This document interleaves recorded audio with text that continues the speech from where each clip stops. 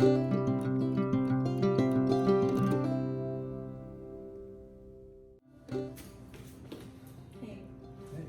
What's good? It's your girl La V, and this is another episode of Ventilate and Vibe. I am honored to be having this interview with my friend and a wonderful, wonderful human being, people. Okay, Mr. Fly Guy. Do we say Fly Guy or can I do the government? You want to go ahead? You can do the government. Okay, Lassan.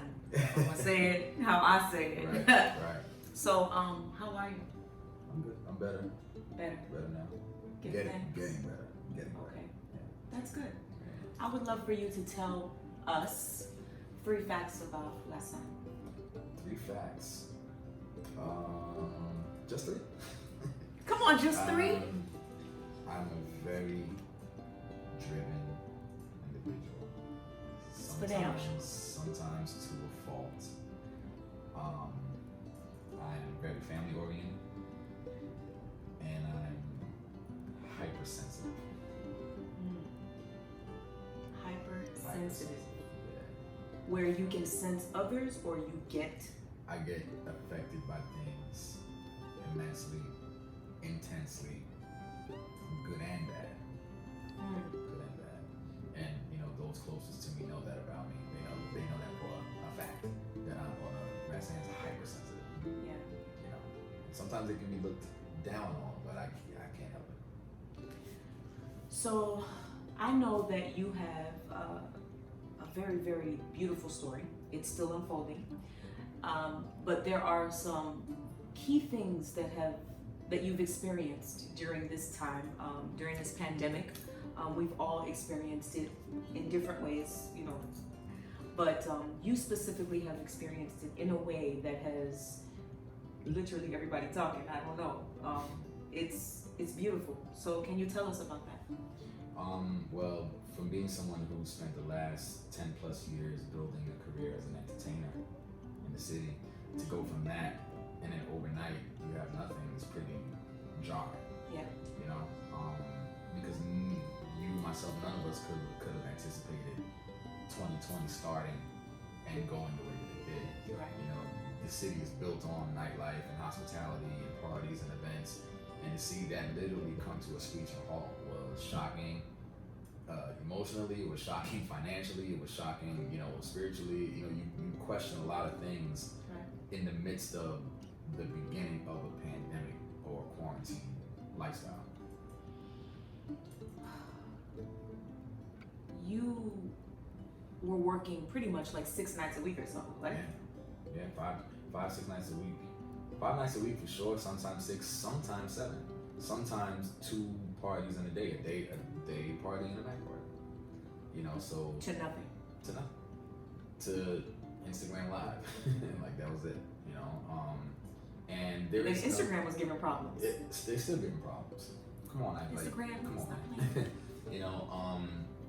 But there was no bailout for nightlife industry. There was no, I don't know anyone in my industry, DJs etc., who got loans to, start a business or continue a business, or some of us are not the best with doing taxes, which prevented you from getting stimulus checks and even being able to get approved for a PPP loan or something like that. Yeah. So it was like extremely difficult trying to figure out basically how to eat.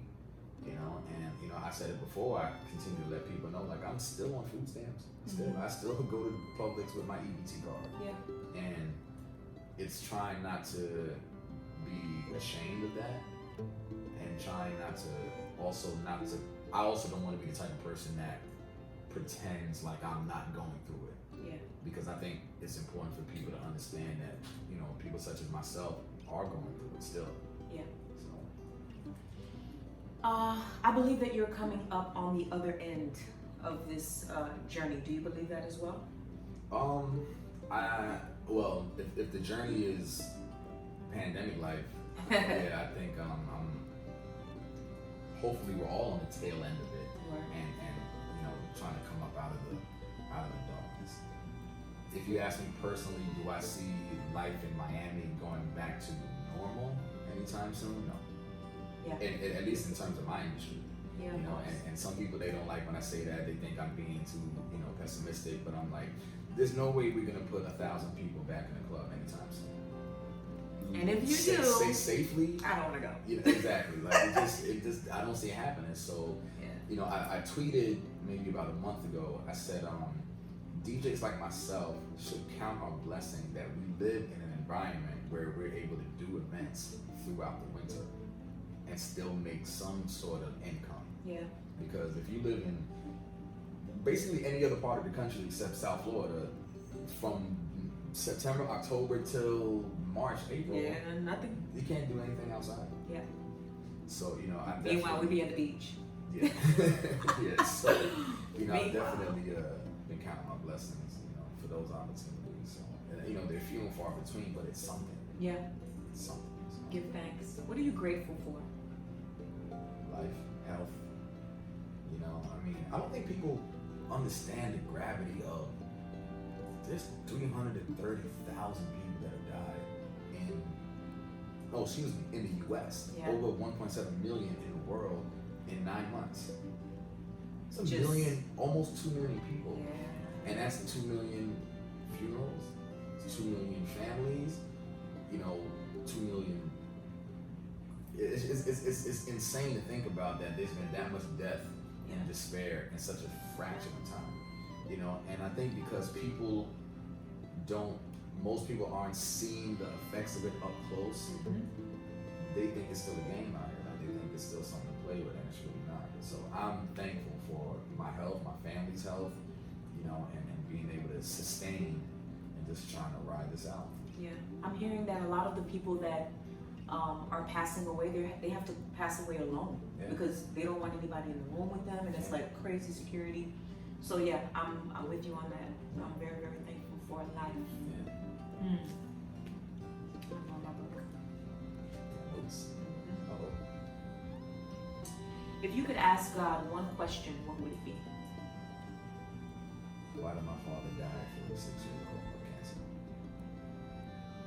I still don't understand that. He didn't drink, he didn't smoke. He exercised somewhat regularly. It's still a question I ask to this day. And he died when I was 15, I'm 40, and I still ask that question. Like, one of my brothers is 47. He's older than my father was when he died.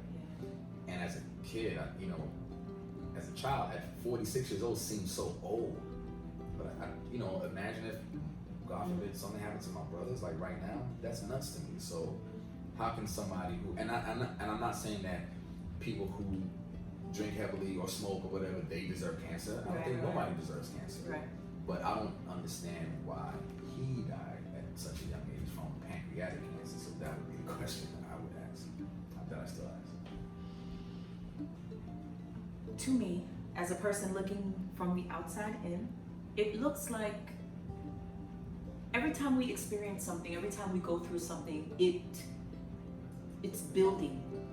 It's kind of like building blocks, you know what I'm saying? To catapult us to our next levels, or you know what I'm saying, to the next step in the journey. How do you feel that the things that you've experienced have pushed you to the next level? Because there's things that we don't have answers to, you know? And it's like, but we still gotta keep going. We still gotta push. I think, one thing about the type of person I am, I've been blessed to have this trait of resiliency because of all the stuff I've had to deal with, as a child. So it's built me and molded me in a way that I've always taken bad situations or stressful situations and used them as fuel to excel in all aspects of life. This is probably the greatest test of that, trying to pivot and create something from nothing and have it grow legs and move forward and expand, which is what I'm doing right now. But it comes from a place of resiliency and faith. I can't attribute it to anything else. Like, I have a really, really solid foundation in my spirituality and my family, and to know that they support me in my vision. Like, people might not always understand your vision, and they don't have to. But if they understand you and they believe in you, then it helps you push forward. Definitely. So you're you're on a new journey right now, embarking on something that you have never. Well, maybe you dabbled a little bit when you were in high school. Yes, am I right? Yeah.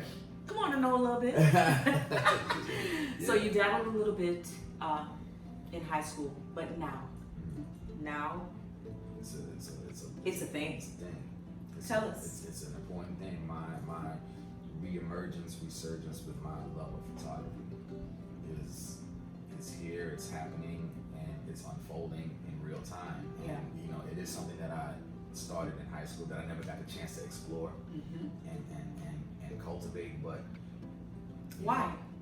Did music take over? Yeah, you The said that, you music. know, I kind of started doing this thing called rap, and then you know things went a different way. Yeah.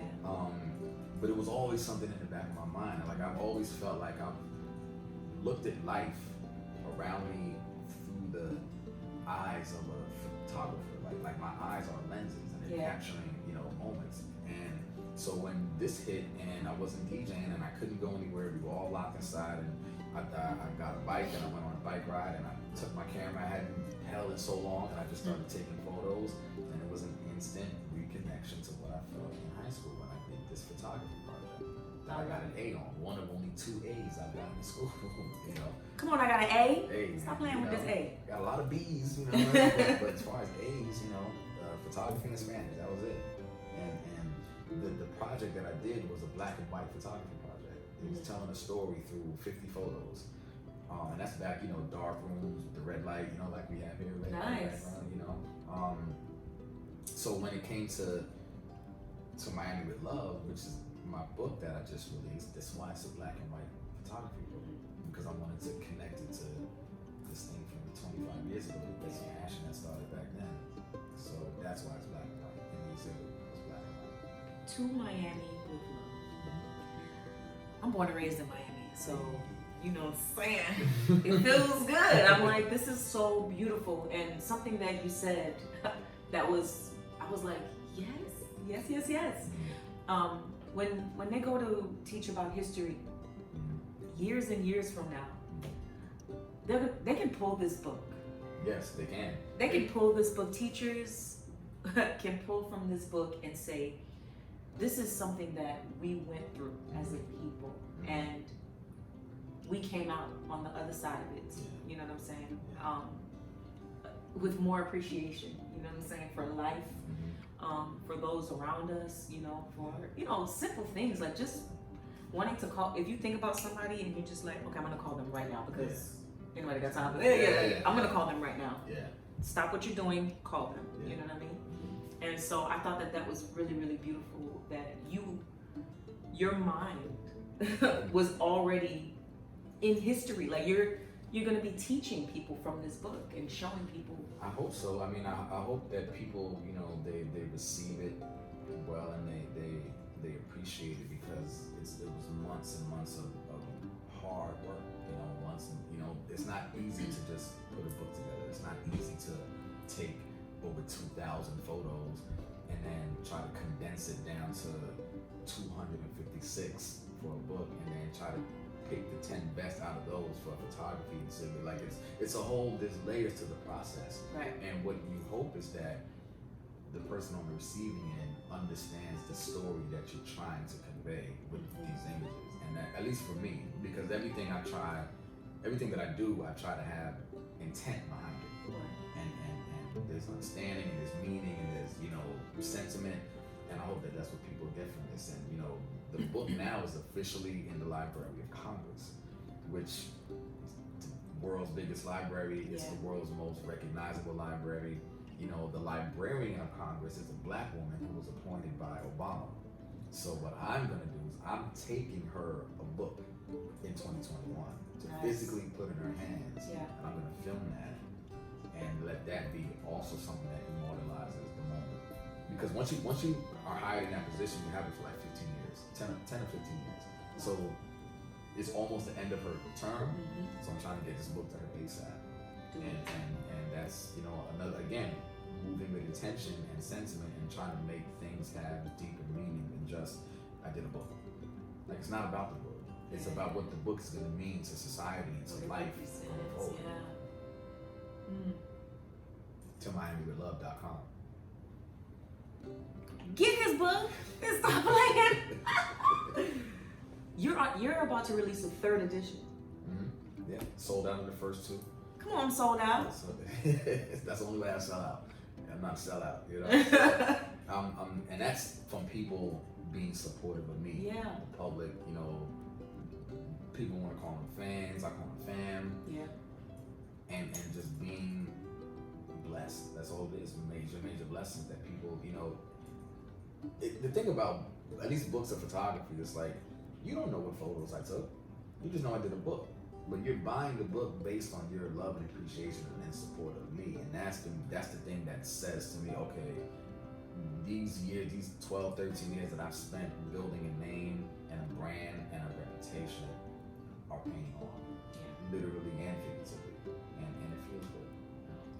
I think you know, so the whole purpose of Ventilate and Vibe is to highlight great people that, you know what I'm saying, just I'm honored.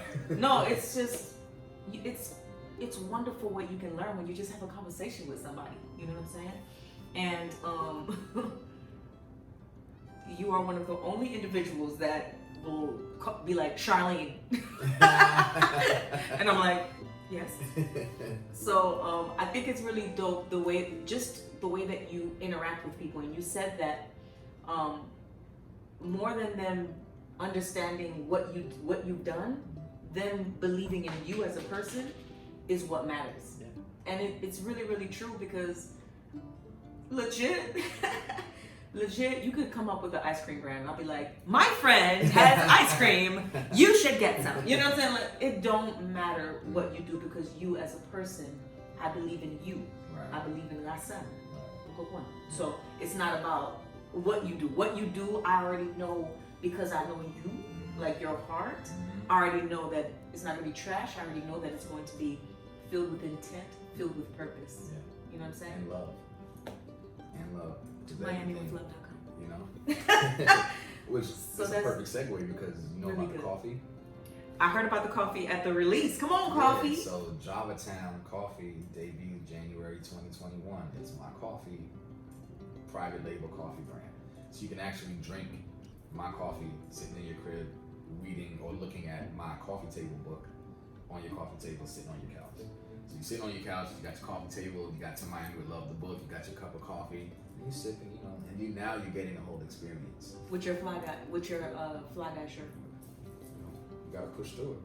You gotta push through it, you know, which this will be out in January also. There's a lot of things I'm working on, but Javatown, Java for coffee, obviously. I love coffee. And town representing Georgetown, Guyana, where I was born. Yes. So now you have Javatown coffee. I mean coffee. So you can have like different flavors and stuff? Like, you have different... So the first one that comes out is like a chocolatey berry fusion. Come on, chocolate berry? This has got to be some island stuff. Yeah. Chocolate berry, what? Exactly. So I'm excited about that. I'm excited too, because I'm just like, you know, I love me some coffee. I already had my coffee this morning. Do you drink coffee? I do. Well, I started drinking coffee during the pandemic because I needed to stay awake. Because I'm working on things? I'm working on things, designing merch. I'm working on this book. And I'm used to being out till 5, 6 a.m. DJing. So you up already? My attention was always out, but now at home, there's only so long you can watch TV or look at YouTube or watch a tutorial, and then you get sleepy. I'm like, no, but I can't go to sleep. I have work to do. Yeah. I got to figure this out. So a friend of mine suggested, yo, just try drinking coffee. I'm like, I never had coffee before. I drink tea. He's like, well, just try it, see if you like it. And then I was like, oh, this works. It's all right. But I mean, I like flavors. I think I could, you know, make a good coffee mixture myself. I'm like, oh, this is. And then I got with a brewery people, tried out different samples, and I'm like, what if you mix this with this? Oh, this is good. And then like, well, why don't you just make your own coffee? I'm like, what? How do I do that? And then that turned into a whole another conversation. And then now, fast forward 3 months later, Javatown is on the way. And it's just to say, you know, like, we can literally, us, black people, we have such a high level of intelligence. We can do Say anything we want to do. Literally. And I think a lot of times we do a disservice to ourselves by trying to pigeonhole each other and say, well, you can't do that. I only know you for doing this. You can't do that. Why even try? Yeah.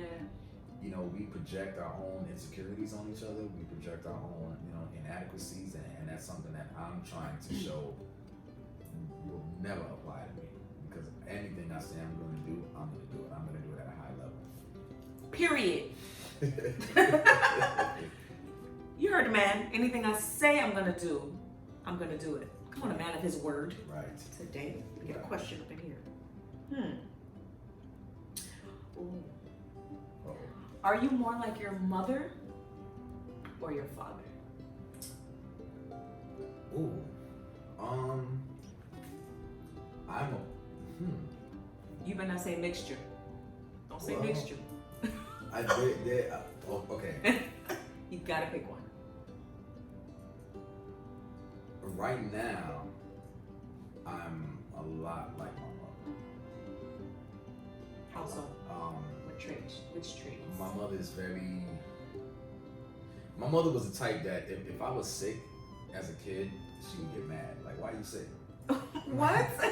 I didn't want to be sick. Like I got the flu. Like, what do you want me to do? Like but it's almost like when you're not okay, it worries her, and then it doesn't make her angry, but it's like it's not the nurturing kind of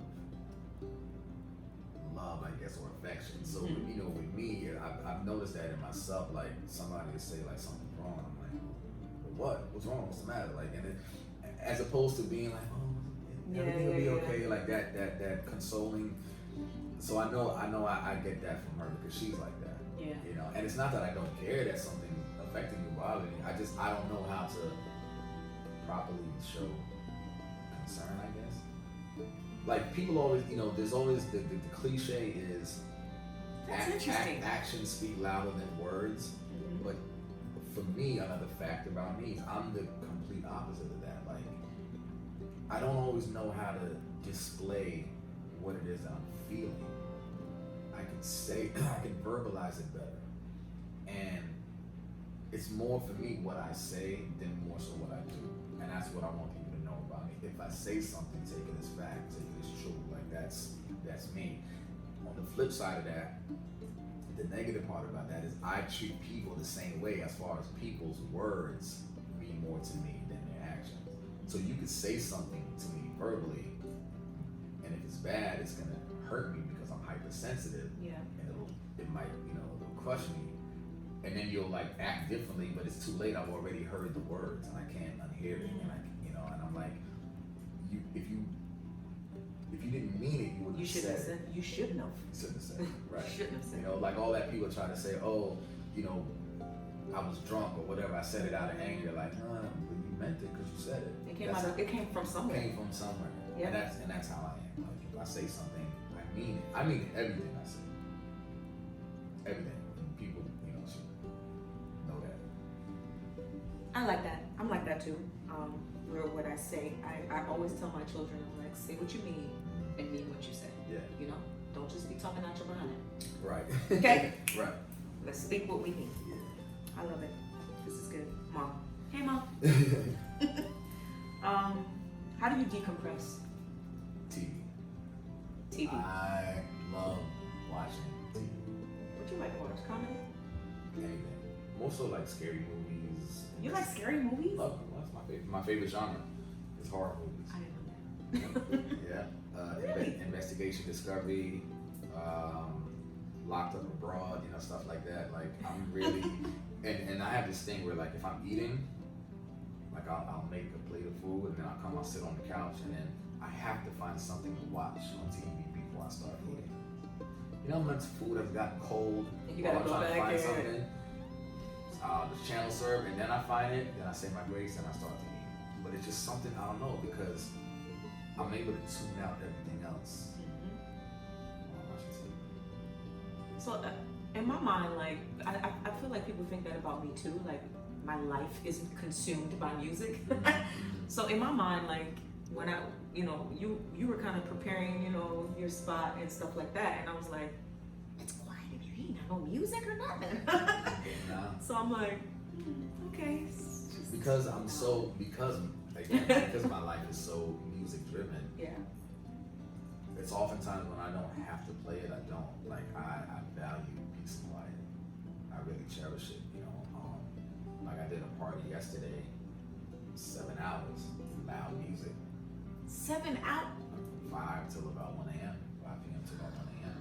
Yeah. Shout out to Gucci Mane, Mike on the headline at the Urban. It was pretty dope.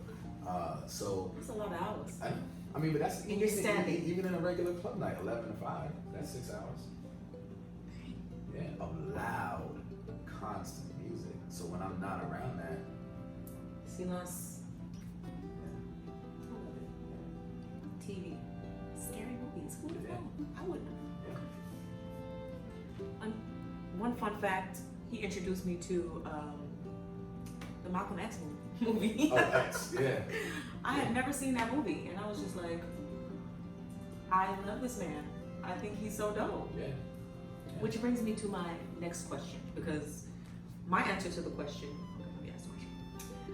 If you could go anywhere in history, where would you go and why? Anywhere? Like anytime? Anywhere, anytime, where would you go and why? I would go back to the time of Shaka Zulu or the time of Mansa Musa. Who's Mansa Musa? What? Every time I come here, I learn something new, guys. Okay? Every time. Mansa Musa was an African king. They say he was the richest human being ever in the history of humanity. He was Really? an African king, yeah. Mansa Musa. Mansa Musa. M-A-N-S-A M-O-U-S-A. You know how you say it? So if you look him up. Musa. And I would want to go see his kingdom and his empire and how he ruled in Africa.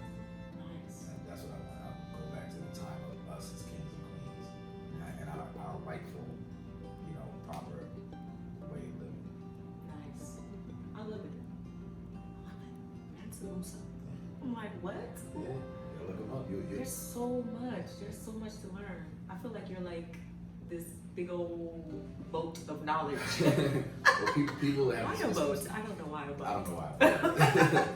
There's a misconception in me that being a DJ or an entertainer is just about music and parties, and I'm like, Let's talk about I'm this. An educated black man, and not only school educated, but just Life. seeking out my own knowledge. Yeah. So there's layers to me. Definition of an onion. Definition of it. I think that this is the case with a lot of entertainers though. Like people, when like low key, when people see me in Publix, hey guys, if you see me in Publix, don't walk up to me like, are you the singer? Bruh. Like that's something that I do, but that's not, you know what I'm saying? I'm so much more than that. And you are more than a DJ. You are more than a photographer.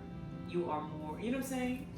You're more than a clothing designer. Come on. I mean, I think, hopefully people will understand that a little bit when they see this. Yeah. That there's more to me than just, what my Instagram feed shows. I'm appreciative of times like this because I don't always get to have conversations like this. Yeah. I don't always get to show this side of me that actually, has some more introspective things to talk about. So I love it. Can I tell you what my first impression of you was? oh, this should be good. I thought he was a jerk. I thought. Story of my life. Yeah, because I'm like, oh, this DJ guy. Yeah. Right? So, and then I got to get to know you. And I was like, oh, I think I love him. He's great. Like, just randomly will text you and say, hey, I haven't heard from you. What's up? What's happening? I'm like, is this black guy? Like, what? But the fact that you are a caring and considerate person is total opposite of what people see of you. So like I know for sure that can be that is a misconception, It is. right? It is. And how do you I mean, and not everybody gets that side of me to begin with. Not everybody is deserving energy, and Come on, I deserve it. Sorry. I mean, people will, information is power, and people will use the information that you give them when you confide in them against you a lot of the time, especially in a city like this. So sometimes you have to be, protective of your inner peace. Yeah. And sometimes you kind of have to be mean or rude or whatever, because if you don't, you'll be an open book, open arms to everybody, and now you don't know who to trust, and now you're being, it's not good. So, and I say that from a place of experience, having gone through things like that. So, if you're getting this out of me, because your energy brings it out of me. So that's a testament to how good your spirit is. Come on, good spirit. Just saying. Just saying. I dig it, and I'm thankful to know you. I'm glad to know you. I'm glad to know honored. you too. It's very good. Dun,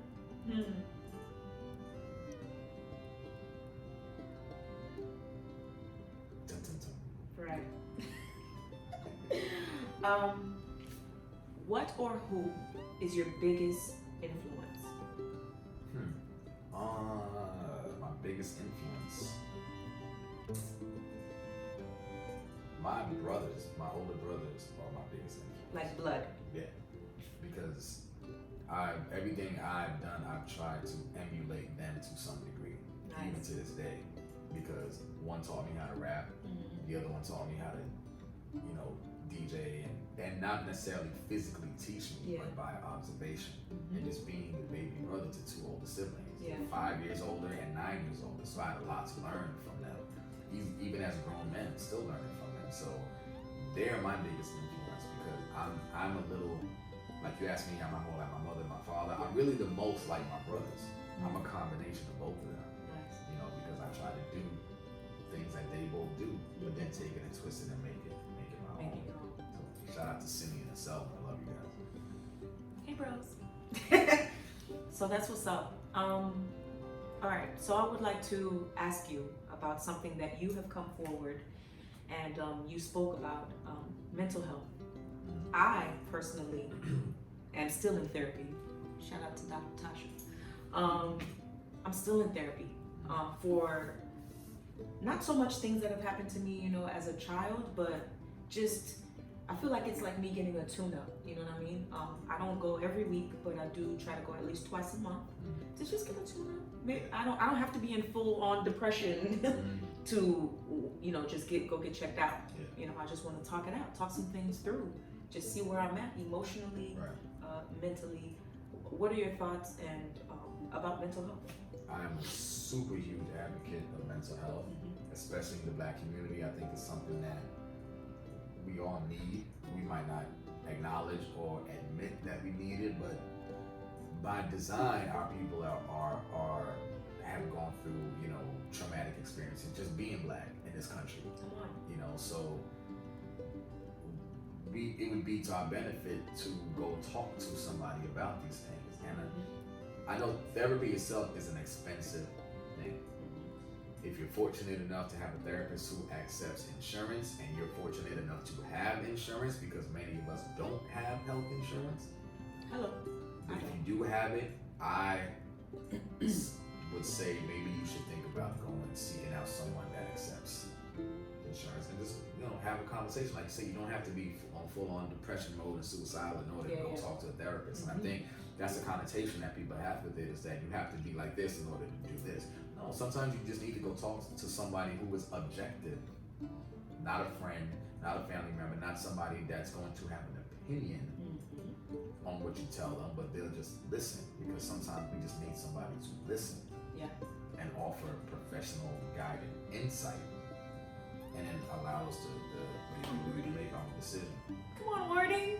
I think it's really good, because I find that since I've gone back to therapy, that I don't just, how sometimes you're experiencing something and you just kind of like just vomiting all of your problems on your friends, like just, girl, and guess what? And and it's like, okay, I don't find myself doing that nowadays. Nowadays it's kind of like the conversation is up, it's positive, it's more clear, you know what I'm saying? Because all of that stuff, I dealt with that thing in therapy, Right. and I don't have to dump on my friends. We Right. can just talk about life and be good, you know what I'm saying? Right. And uplift each other. Right. So, what was it that occurred that made you say, okay, I need to?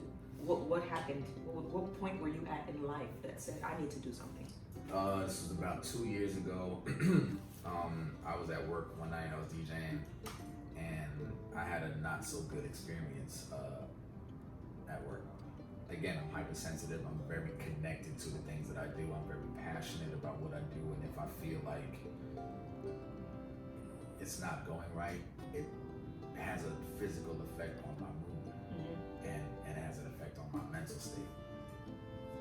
So I had a bad night at work, and I was drinking a lot that night, and I posted something on my story that some would say sounded like a suicide note. And I came home from work about 6 a.m. and I shut my phone off, and I put it on airplane mode or something, and I didn't answer the phone for like 24 hours. And I know Ingrid, our friend Ingrid, was looking for me. You know, people told me they came here to check on me. I didn't answer the door, obviously, and my family, some of my family got word of it. You know, I don't know if my mother ever found out, but after that, I was like, nah, I need to speak to somebody about this, because this feeling is not good, and I don't want it to go a different route. I don't want it to go where people were worried that it might go to. Yeah. And then I had an opportunity to go speak at this mental health, I guess like a panel, the communion gathering. That was something that's created by Ashley Jones. Yay. Yeah. And she asked me if I would come share, you know, some of my story, you know, with her following, and I did. And I went and I spoke, and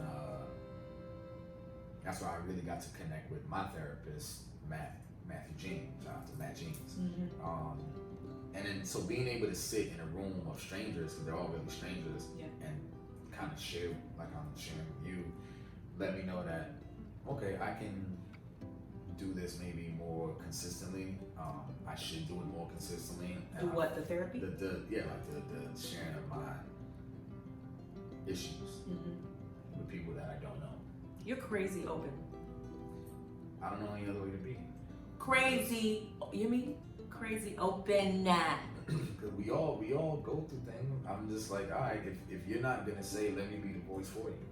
Let me be the voice for the voices. Let me be the one that's gonna carry the flag of, you know, emotional instability or whatever people want to label it as, and say that, okay, we all experience a lot of the same things. It's okay. Alone. It's okay. Like alone, but in theory, you're not alone. Right. You're not alone. You know, I'm dealing with it. You don't have to express it. I'll do it for you, and I'll take the brunt of what being open and vulnerable, what comes with that territory. Because I've been doing it for so many years anyway. You know, I've been that type of person in my music and my lyrics and all my life experience and my journey. I've always been someone open. I learned that from one of my brothers, because he's the same way as far as things he wrote about in his books and in his poetry and in his writings, and being someone that was willing to say, hey world, I've gone through this. Do with the information what you will. If you're gonna scold me, scrutinize me, whatever it is, but here's my story. And I'm like, damn, if he was brave enough to do that, I can be brave.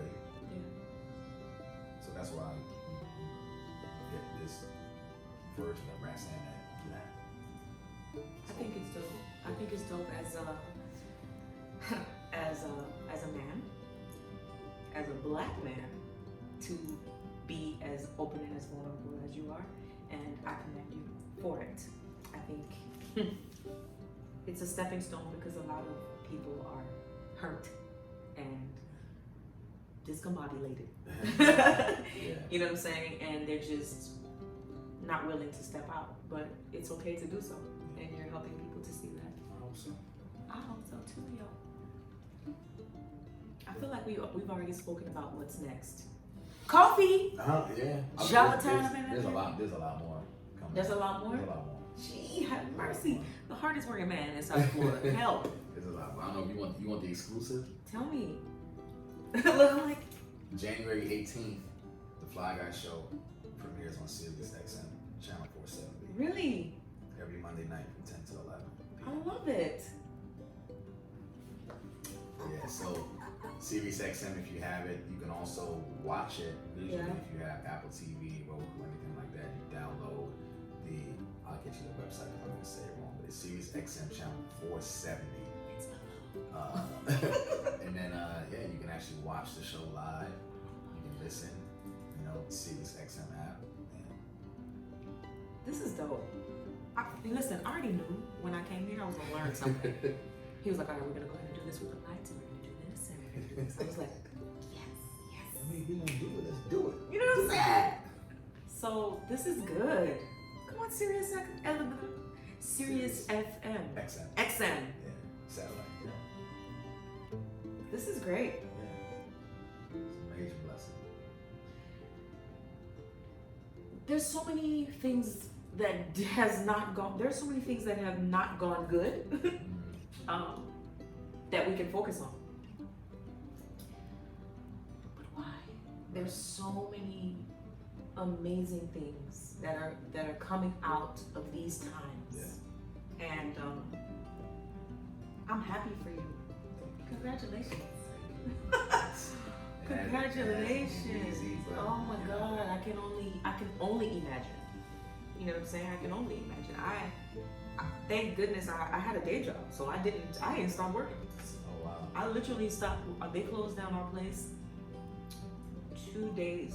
The city of Hollywood closed us down for 2 days, and I still got paid. Wow. Like, that's talking about blessing. Right. That's a blessing. You hear me? That's So I'm blessing. just like, oh God, like, okay, God, what is your take on religion and spirituality? Because I interview a lot of people and they're like, well, I'm spiritual, and and I'm like, okay, what does that mean? I don't know the Bible. Okay. I believe religion was created by man, Okay. as the Bible was. I believe in a higher power. I believe in God because I talk to God every morning. I sit out on my balcony and I say my morning prayers every day. Yeah. And I know where my blessings definitely come from. That's, no equivocation.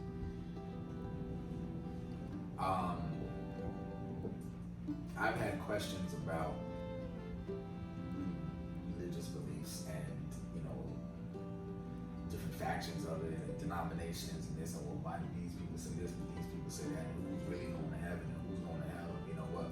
But you'll drive yourself crazy trying to figure it out. As long as you look internally and say, okay, well, how's your own personal connection with God? If you believe there's one. Right.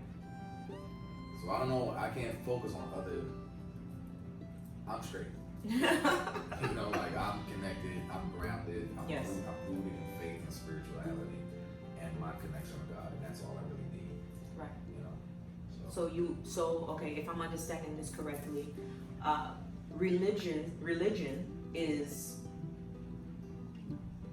what man has created, right? What they, going to church every Sunday, or you can't wear pants, or you know what I'm saying, like you can't wear earrings, you can't wear weave. I heard some people, you can't wear weave. I'm like, well, it's gonna lock a whole lot of people out. Whole lot of people gonna be messed up if they can't wear no weave now. But spirituality, being a spiritual being, is being in alignment with God, with your Creator, whomever you believe that to be. Whoever you believe it. Whether it be, I don't know, Allah, or Buddha. Right. Okay, some people say universe too, right? So, yeah, I agree with you. And I think that's a great way to say it. I'm gonna leave that right there. I'm gonna leave it right there. I have one one more question for you. Okay. This is my last question. Okay. I feel like we've been here all day. Okay, so my last question is, if you could have a superpower, what would it be? My superpower. My superpower would be.